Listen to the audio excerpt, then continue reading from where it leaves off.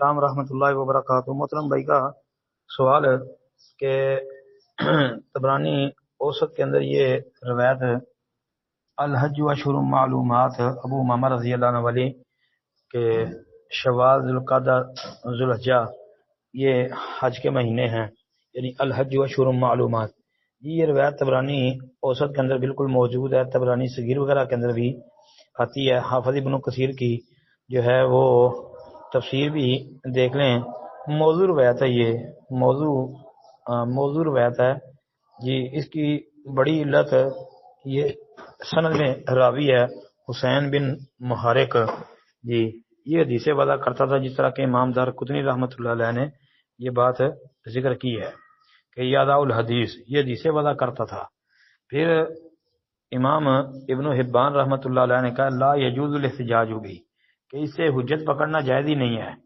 پھر علامہ ابن جوزی رحمۃ اللہ علیہ نے بھی اس کو الضعفاء میں ذکر کیا ہے جی، اور علامہ حیثمی رحمۃ اللہ علیہ نے اس کے متعلق دارقطنی وغیرہ کی جرح ذکر کی ہے، بلکہ ایک مقام پر تو انہوں نے مجموع الزوائد میں کہا کہ بہوا ضعیف جداً، یہ ضعیف جداً ہے۔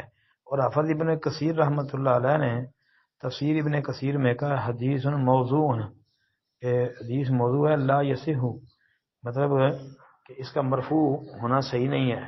اور اس میں پھر انہوں نے کہا حسین بن محارق وہو متہم بالوضع، یہ حدیثیں وضع کرنے کی تہمت ہے اس پر، لہذا یہ روایت موضوع کے درجے کی ہے، ثابت نہیں ہے۔ اور اس روایت کا ایک شاہد تاریخ بغداد کے اندر خطیب بغدادی نے جلد 5 صفحہ 63 پر ذکر کیا ہے عبداللہ بن عباس رضی اللہ عنہ کی روایت سے۔